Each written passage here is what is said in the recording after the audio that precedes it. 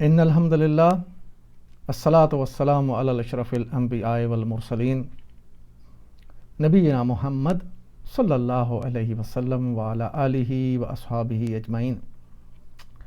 میرے نہایت محترم ناظرین اکرام، السلام علیکم۔ آپ کیو ڈاٹ گرامر دیکھ رہے ہیں اور میں آپ کا ہوسٹ شاہد ملک۔ سورہ البقرہ کی آیت نمبر 26 ہم پڑھ رہے تھے، ایک حصہ اس کا کور کیا ہم نے، اور باقی کا جو حصہ ہے وہ انشاءاللہ آج اس لیکچر میں کور ہوگا۔ تو ہم شروع کرتے ہیں سورہ البقرہ کی آیت نمبر 26 کا بقیہ حصہ۔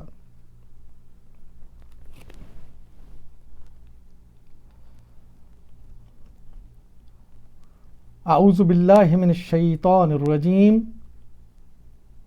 بسم اللہ الرحمن الرحیم۔ وَأَمَّا الَّذِينَ كَفَرُوا فَيَقُولُونَ مَاذَا أَرَادَ اللَّهُ بِهَذَا مَثَلًا، اور جو ماننے والے نہیں ہیں وہ انہیں سن کر کہنے لگتے ہیں کہ ایسی تمثیلوں سے اللہ کو کیا سروکار۔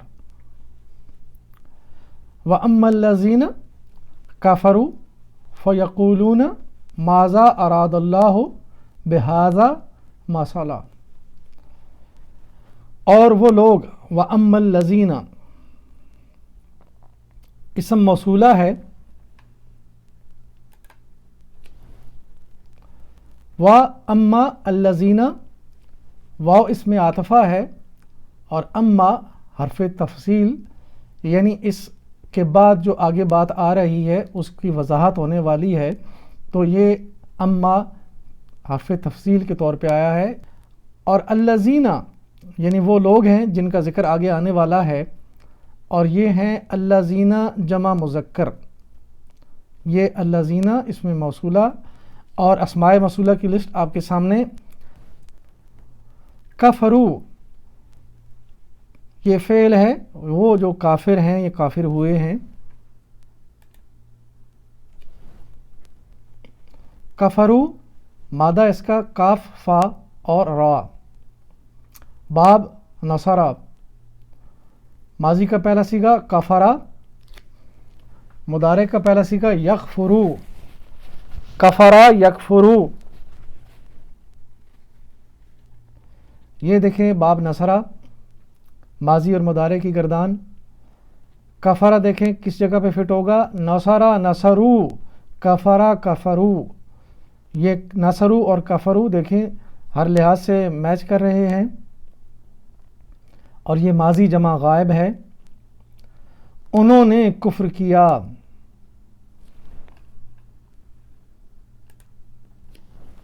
الذین کفروا وہ لوگ جنہوں نے کفر کیا، وہ کیا کہتے ہیں، فیقولون وہ کہتے ہیں، اور یہ بھی فعل ہے۔ یقولون مادہ ہے کاف واو لام، باب ہے نصرہ، ماضی کا پہلا صیغہ بنے گا قالا، اور مضارع کا پہلا صیغہ یقولو، اور یہ قالا کی گردان۔ باب اس کا نصرہ ہے، اور قالا کے پیٹرن پہ ہم نے ایک گرامر کی کلاسز میں پورا ایک لیکچر دیا ہوا ہے، اور آپ اس میں سنیں تو اس مزید تفصیلات سمجھ میں آئیں گی۔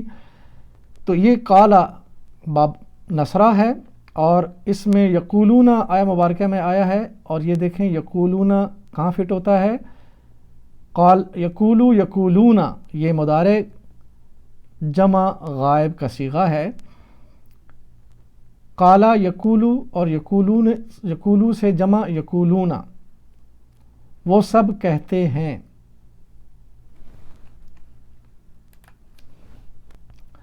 ماذا اراد اللہ کیا ارادہ ہے اللہ کا۔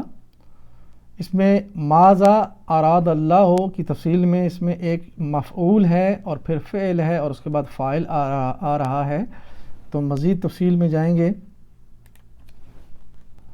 ماذا اراد اللہ یہ جملہ فعلیہ ہے، اور جملہ فعلیہ کی ترتیب عمومی طور پر فعل فاعل اور مفعول کی طرح ہوتی ہے، اور یہ آگے مثال ہے خلق اللہ الارض، پہلے فعل ہے خلق، آگے فاعل اللہ اور پھر بعد میں مفعول۔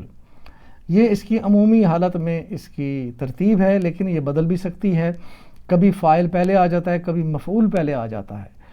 تو اس مثال میں دیکھیں ماذا اسم استفہام ہے، اسم استفہام یعنی کویشچن کیا جا رہا ہے، ماذا اس کا مطلب ہے کیا، اور یہ مفعول بہی ہے ارادہ کا۔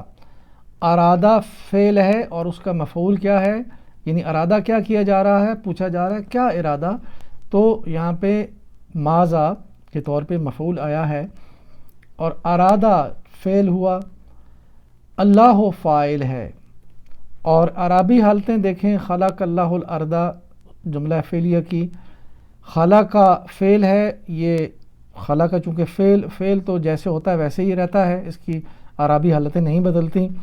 اگر وہ مضارع میں ہے تو مضارع میں کچھ حروف ایسے ہوتے ہیں جو ان کو جزم بھی دیتے ہیں یا ان کو منصوب کر دیتے ہیں، لیکن ماضی وہ مبنا ہوتا ہے، کبھی نہیں بدلتا۔ تو خلق کا ماضی ہے، یہ ویسے ہی رہے گا۔ اللہ یہ فاعل ہے اور فاعل ہمیشہ پیش کی طرح پیش لے کر آتا ہے، یعنی مرفوع حالت میں آتا ہے۔ الارض یہ منصوب حالت میں زبر کے ساتھ آتا ہے، یہ مفعول ہے، مفعول ہمیشہ منصوب حالت میں آئے گا۔ تو یہ جملہ اسمیہ کی عربی حالتیں بھی آپ نے سمجھ لیں۔ آگے چلتے ہیں۔ ارادہ فعل ہے اور اس کا مادہ ہے را واو دال۔ باب ہے اسلمہ، کیونکہ دیکھیں مادہ میں 3 حروف ہیں لیکن ارادہ میں الف زیادہ ہے، ایک الف بڑھا ہوا ہے پہلے، تو یہ دیکھیں یہ بنے گا باب اسلمہ، ماضی کا پہلا صیغہ ارادہ اسلمہ کے وزن پہ، اور مضارع کا پہلا صیغہ یریدو، ارادہ یریدو، اسلمہ یسلمو کے وزن پہ۔ یہ اسلمہ کی گردان، اسلمہ یسلمو، ارادہ یریدو۔ اب ارادہ یہ دیکھیں اسلمہ کے وزن پہ، یہ لسٹ میں ہائی لائٹ ہو گیا، اس نے ارادہ کیا۔ ماضی واحد غائب مذکر، مزید تفصیل باب کی تفصیل دیکھیں گے کہ نزلہ یہ ثلاثی مجرد ہے، وہ اترا، لیکن جب یہ مزید فی میں الف کے ساتھ انزلہ بنا تو اس نے اتارا، مطلب دیکھیں کتنا فرق ہو گیا، نزلہ اترا، انزلہ اس نے اتارا، اور یہ باب اسلمہ کی خاصیت ہے۔ اور باب افعال کی جو خاصیت ہے کہ یہ فعل لازم جو ہے اس کو متعدی بنا دیتا ہے، تو باب اسلمہ میں متعدی کا مفہوم پایا جاتا ہے، یعنی اس کے اندر مفعول بھی ہونا ضروری ہے۔ بہذا اس سے مرکب جاری ہے،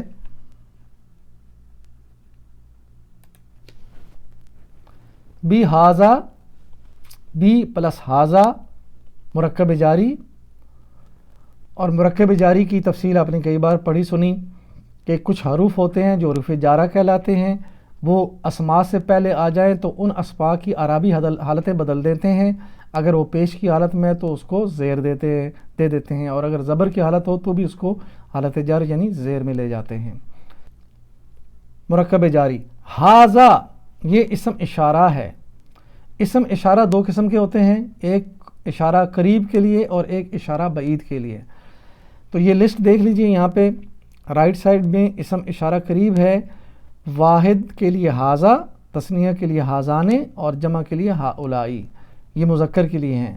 اور اسی طرح مذکر کے لیے اشارہ بعید، واحد کے لیے ذالکا، تثنیہ کے لیے ذانکا، اور جمع کے لیے اولائکا۔ یہ ہاذا واحد کے لیے، مذکر کے لیے قریب کا اشارہ۔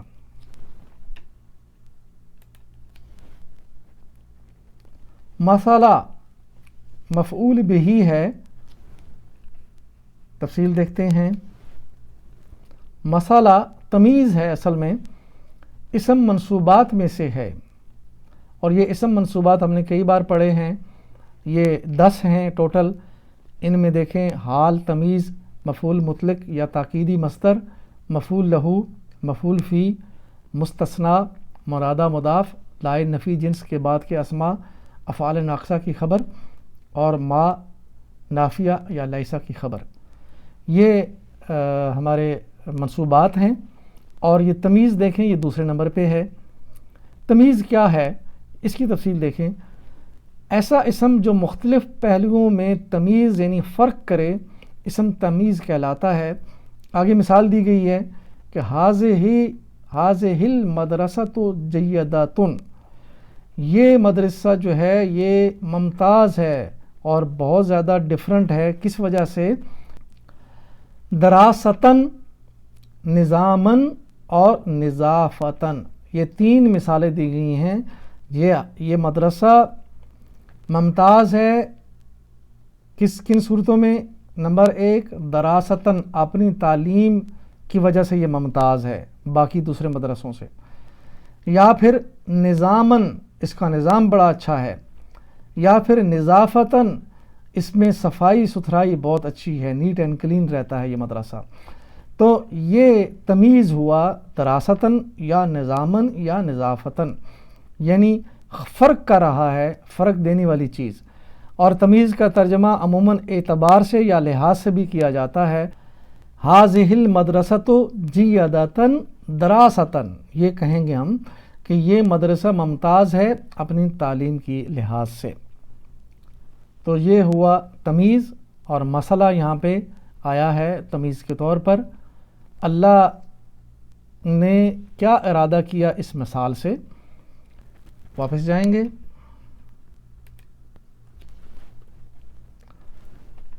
اگلے صفحے پر چلتے ہیں۔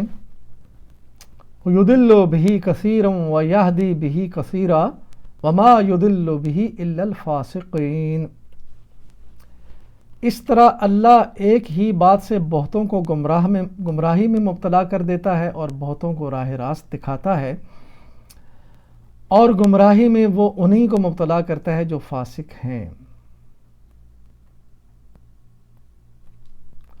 یضل بہ کثیرا ویہدی بہ کثیرا وما یضل بہ الا الفاسقین۔ گمراہ کرتا ہے، یضل، یہ فعل ہے، اس کو دیکھیں گے ہم۔ یضل مادہ ہے داد لام لام، باب ہے اسلمہ مزید فی کا، ماضی کا پہلا صیغہ اسلمہ کے پیٹرن پہ اضل، اور مضارع کا پہلا صیغہ یضل، اسلمہ یسلم، اضل یضل، یضل یسلم کے وزن پہ آیا ہے۔ وہ گمراہ کرتا ہے، مضارع واحد غائب مذکر۔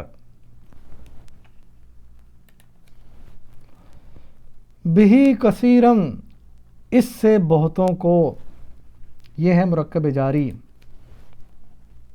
یضل بہ کثیرن، بی پلس ہی، یہ مرکب جاری ہے، بی حروف جارہ میں سے ہے، اور ہی جو ہے وہ ضمیر متصلہ ہے۔ کثیرن یہ مفعول بہ ہے یضلو کا، اور یضلو کے اندر ہوا فاعل موجود ہے اور مفعول اس کا کثیرن، یعنی وہ گمراہ کرتا ہے بہتوں کو۔ بہ مرکب جاری ہے اور متعلق ہے ہی کے، اور ہی کا مرجع جا رہا ہے مسئلہ کی طرف۔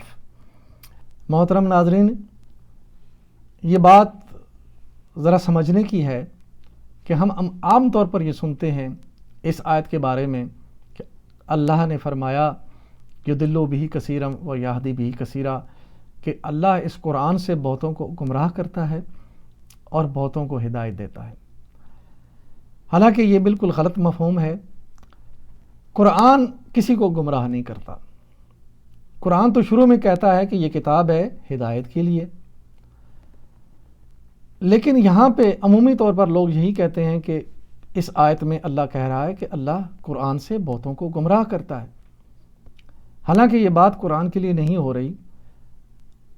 اگر آیت پہ ذرا غور کریں تو دیکھیں جو بات چل رہی ہے وہ یہ ہے کہ اللہ نے ایک مثال بیان کی، کافروں نے اس پہ اعتراض کیا کہ یہ کیسا کلام ہے کہ جو مثال دیتا ہے مچھروں کی۔ تو اللہ سبحانہ تعالیٰ نے فرمایا کہ وہ مثال اللہ چاہے جس کی بھی دے، چاہے وہ چھوٹی چیز ہو جو بڑی چیز ہو، تو اصل میں تو اللہ تعالیٰ یہ دیکھ رہا ہے کہ ان مثالوں سے بہت سارے لوگ گمراہ ہو جاتے ہیں، اور جو گمراہ ہوتے ہیں پھر اللہ ان کو گمراہی میں آگے بڑھا دیتا ہے، اور بہت سارے لوگ جو ماننے والے یقین والے ہوتے ہیں وہ یہ کہتے ہیں کہ یہ تو اللہ کی طرف سے ہے، تو وہ اس سے ہدایت پاتے ہیں۔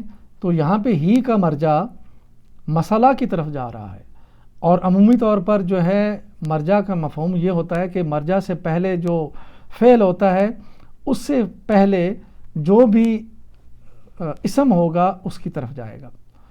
تو یہاں پہ یدلو کے پہلے جو یدلو سے پہلے جو اسم آ رہا ہے وہ مسئلہ، تو ہی کا مرجع مسئلہ ہے، یدلو بھی گمراہ کرتا ہے مثال سے، تو مثال کی بات ہو رہی ہے، تو اللہ گمراہ کرتا ہے ایسی مثالیں دے کر، یہ مثالیں دی جاتی ہیں، اور لوگ جب مثالوں میں جو ہے ان کی غلط تعویلوں میں پڑ جاتے ہیں تو خود گمراہی کی طرف بڑھتے ہیں، تو اللہ تعالیٰ پھر ان کو ڈھیل دیتا ہے اور گمراہ ہوتے چلے جاتے ہیں۔ اور جو ماننے والے ہیں وہ تو یقین رکھتے ہیں کہ یہ اللہ کی طرف سے ہے، اور پھر اس کو مان لیتے ہیں ایز اٹ از، تو پھر اللہ ان کو ہدایت کی طرف بڑھاتا ہے۔ تو یہ ہے اس کا مفہوم۔ قرآن کسی کو گمراہ نہیں کرتا، مگر لوگوں کے اپنے اعمال ان کو گمراہی کی طرف لے جاتے ہیں۔ یہ مرکب جاری کی تفصیل بھی دیکھ لیجئے، بھی مرکب جاری ہے،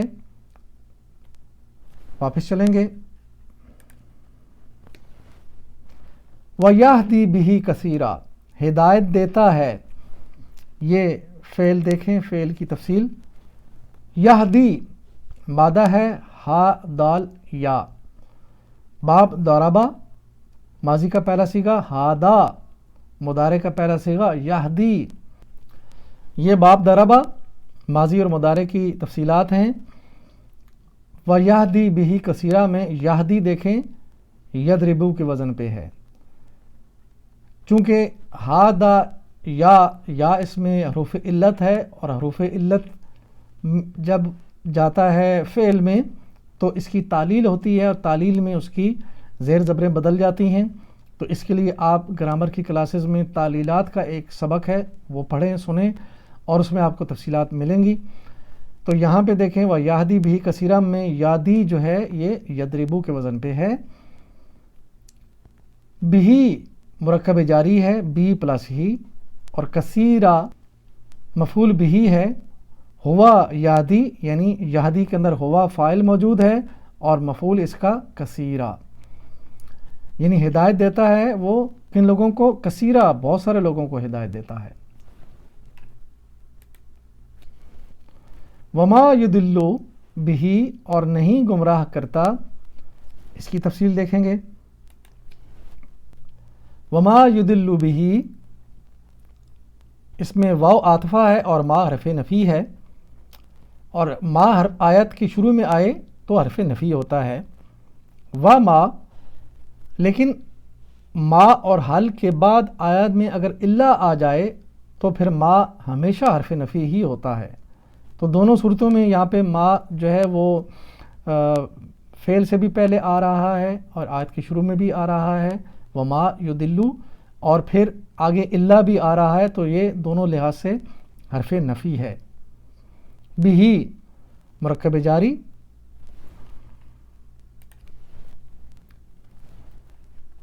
الا الفاسقین، سوائے فاسقوں کے، مفعول بھی ہے، الا الفاسقین، الا یہ حرف استثناء ہے، اور الفاسقین یہ دیکھیے یضل کا مفعول بھی حالت نصب میں ہے، یعنی یضل کا جو مفعول ہے گمراہ کرتا ہے اللہ کن کو؟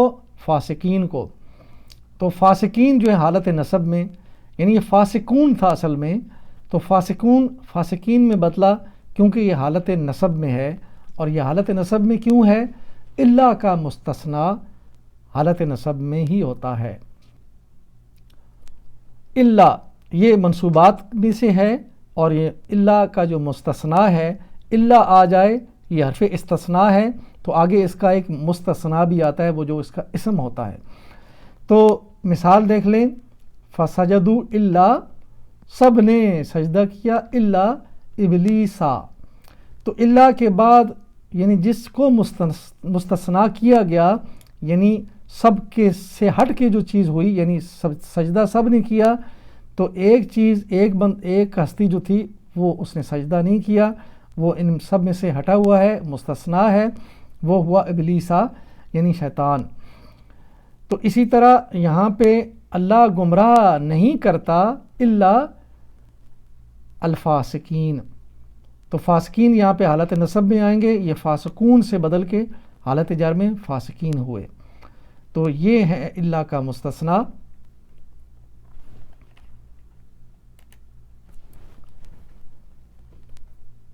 الحمدللہ سورہ البقرہ کی آیت نمبر 26 ہم نے مکمل کی، اور اللہ سے ہم دعا کرتے ہیں کہ اللہ تعالی ہمیں قرآن سے ہدایت لینے کی توفیق عطا فرمائے. میری زندگی کا مقصد تیرے دین کی سرفرازی، میں اسی لیے مسلمان، میں اسی لیے نمازی.